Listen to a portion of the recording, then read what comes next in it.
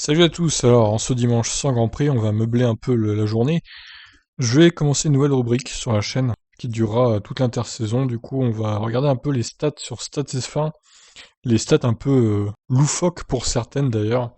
On va commencer avec, dans la rubrique d'hiver, le nombre de concurrents, le record du nombre de concurrents qu'a eu chaque pilote. Alors celui qui a en sa carrière eu le plus grand nombre de concurrents est Maurice Trintignant, 232 concurrents. Alors je me demande bien comment c'est possible d'avoir connu autant de pilotes différents dans sa carrière, c'est juste incroyable. Graham Hill arrive juste derrière, deuxième, avec 231 concurrents dans sa carrière. Jack Brabham, troisième donc. Emos, cinquième, avec 195 concurrents. Alors Alberto Ascari, huitième, du coup, on va regarder un peu les autres noms. Niki Lauda, onzième. Fangio a quand même eu 155 concurrents dans sa carrière.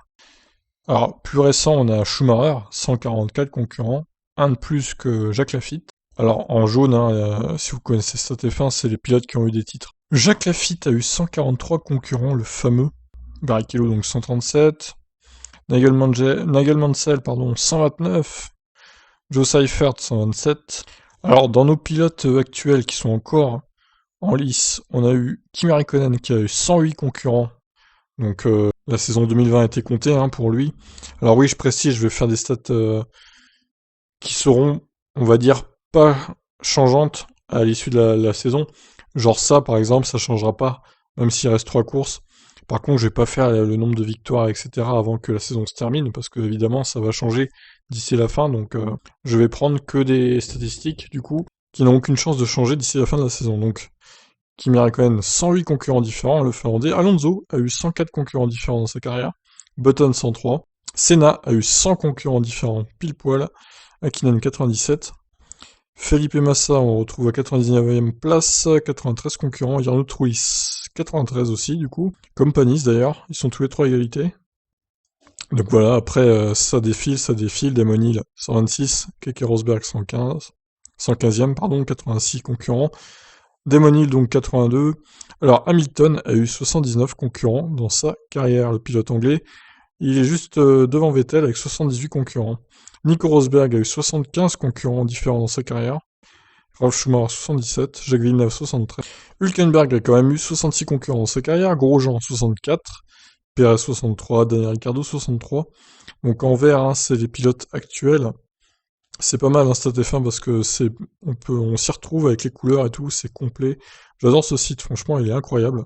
Et en plus, c'est un site français. C'est vraiment, il faut le dire, quoi, il faut le préciser. C'est juste incroyable. Heikki Kovalainen, 54. Bon, après, voilà, vous avez toute la liste. Bottas, 49 concurrents dans sa carrière. C'est pas énorme. Maldonado, 47 concurrents, 351e. Danny Kiat, Magnussen. Donc évidemment, après, Max Verstappen n'a eu que 39 concurrents différents dans sa carrière. Sainz, 39 également.